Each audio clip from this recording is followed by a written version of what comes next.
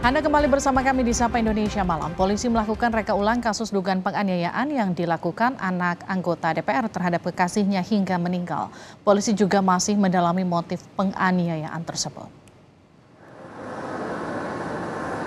Polrestabes Surabaya menggelar rekonstruksi kasus dugaan anak anggota DPR yang menganiaya kekasihnya hingga meninggal. Rekonstruksi digelar di tempat parkir salah satu mal di Surabaya. Reka ulang juga dilakukan di tempat karaoke yang menjadi tempat penganiayaan. Selain tersangka, polisi juga menghadirkan sejumlah saksi, termasuk 5 teman tersangka yang ikut karaoke. Kita temukan banyak fakta-fakta baru pada saat di Black Hole maupun pada saat yang bersangkutan mengendarai mobil hingga di situ tadi korban terlindas oleh mobil milik tersangka. Polisi telah menetapkan pelaku penganiayaan sebagai tersangka dan dijerat pasal penganiayaan. Selain itu, polisi terus mendalami motif tersangka saat menganiaya korban.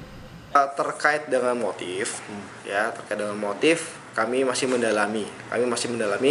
Kami belum fix menyatakan hal itu benar terkait dengan pernyataan dari pelaku. Kami masih mendalami. Maka kami menerapkan 2 pasal di sini, 351 ayat 3 dan juga 359.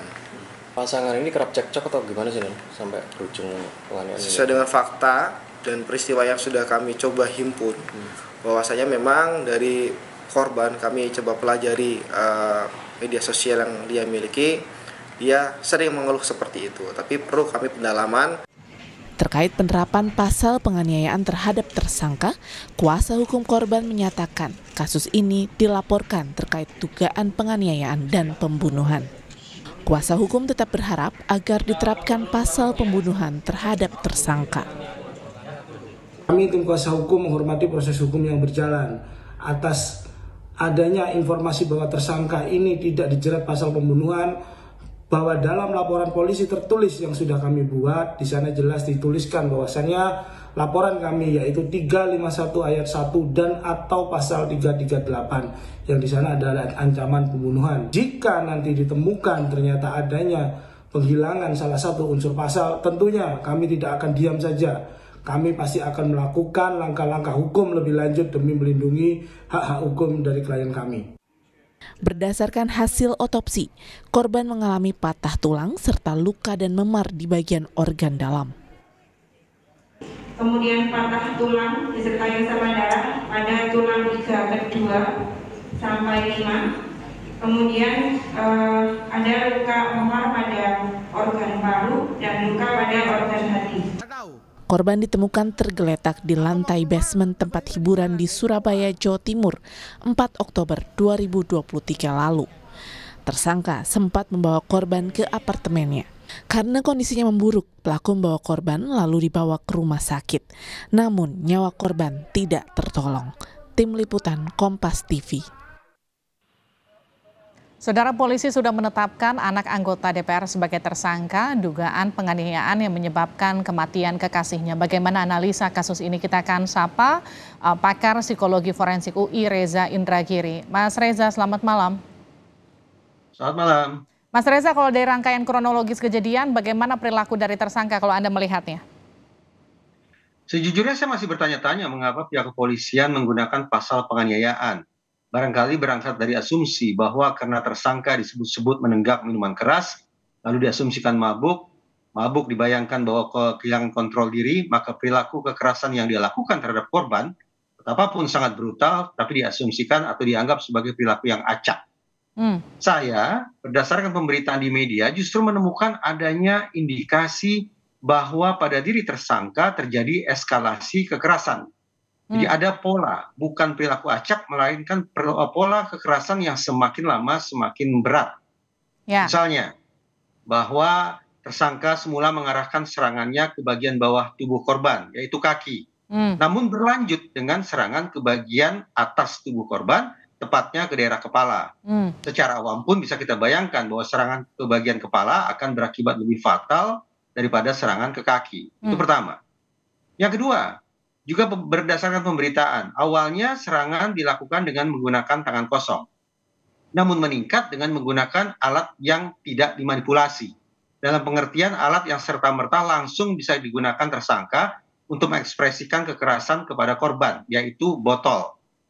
Ternyata tidak berhenti sampai di situ. Kekerasan berlanjut, eskalasi lagi, yaitu berikutnya menggunakan alat yang dimanipulasi, yaitu instrumen yang harus dinyalakan mesinnya, kemudian dikemudikan sedemikian rupa agar kemudian bisa menabrak tubuh korban dan berakibat fatal. Nah, pergerakan atau pola eskalasi sedemikian rupa saya anggap sebagai manifestasi bahwa betapapun tersangka disebut menenggak minuman keras, tetapi sangat mungkin dia masih memiliki kesadaran hingga derajat tertentu yang membuat dia bisa mengatur polanya sedemikian rupa. Namun alih-alih mengatur atau mengontrol perilakunya untuk menghentikan perilaku kekerasan, tapi justru dengan cara melanjutkan bahkan meningkatkan bobot kekerasannya. Jadi menurut analisa Anda, izin saya potong. Jadi menurut analisa Anda, tersangka ini menyadari atas tindakannya, dia menguasai penuh tindakannya ketika melakukan penganiayaan yang berujung kematian korban. Tepat. Sekali lagi, walaupun yang bersangkutan disebut meminum minuman keras, tetapi masih ada kontrol pada dirinya. Namun alih-alih kontrol itu dimanifestasikan dengan cara menghentikan atau menurunkan bobot kekerasan, tapi justru dengan cara melanjutkan bahkan meningkatkan dalam kurung mengeskalasi perilaku kekerasannya.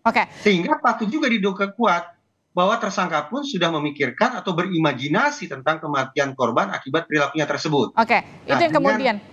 Itu yang kemudian ingin saya tanyakan, ketika kuasa hukum korban kemudian meminta polisi juga menerapkan pasal 338 pembunuhan berencana, ini menurut Anda tepat?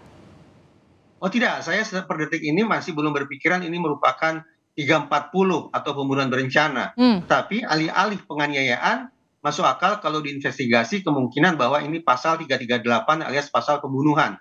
Mengingat sekali lagi ada eskalasi perilaku kekerasan pada diri tersangka yang patut diduga kuat pada saat yang sama tersangka sudah memikirkan atau bisa membayangkan bahwa korban akan meninggal dunia akibat perbuatan kekerasannya tersebut. Jadi pasal yang tepat itu 338 bukan 340 ya Mas Reza. Tapi kemudian jadi pertanyaan gini, ini kan ramai juga di media sosial, korban sebelumnya sempat curhat bahwa penganiayaan kerap terjadi, bukan kali ini yang pertama, dan nampak sudah biasa dilakukan oleh tersangka begitu. Tetap nggak bisa masuk ke 340, tetap masuknya 338 unsur-unsur ini. Sejak awal mencuatnya kasus ini, saya sudah menyarankan kepada pihak kepolisian agar juga mengecek media sosial baik itu tersangka maupun korban. Karena boleh jadi tanda-tanda kekerasan termasuk kemungkinan adanya eskalasi sudah berlangsung sejak jauh-jauh hari, termasuk kekerasan di ruang virtual.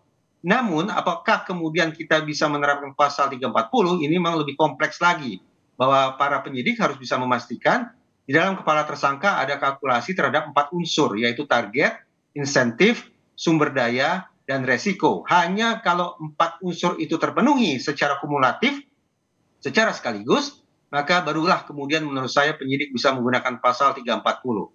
Namun mengesampingkan itu 338 atau pembunuhan masuk akal per detik ini menurut saya. Mas Reza, ketika kemudian pasca melakukan penganiayaan, kemudian sempat dibawa ke tempatnya tersangka, sampai akhirnya terakhir baru dilarikan ke rumah sakit.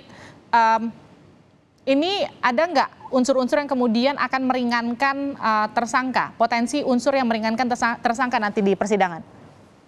Justru menurut saya rangkaian perilaku susulan sedemikian rupa mempertegas kemungkinan bahwa tersangka ini memang melakukan perbuatan itu dalam keadaan sadar, tidak dalam keadaan mabuk yang menghilangkan kesadarannya. Dia cukup waras, dia cukup sadar, dia cukup mampu mengendalikan atau mengontrol perilakunya. Namun alih-alih menghentikan kekerasan, justru meningkatkan bobot kekerasan itu sendiri. Mempertegas justru. Oke, itu mempertegas bahwa tersangka sadar.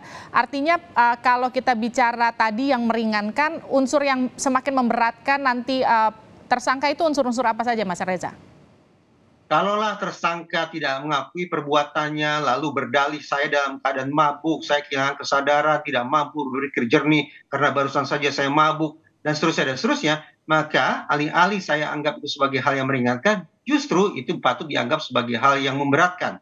Karena rangkaian atau pola perilaku tersangka mengindikasikan secara kuat bahwa yang bersangkutan punya kesadaran, untuk mengontrol perilakunya sendiri. Termasuk tersangka ketika menangis, itu meringankan atau justru memberatkan dan menyatakan bahwa sebetulnya tersangka itu sadar?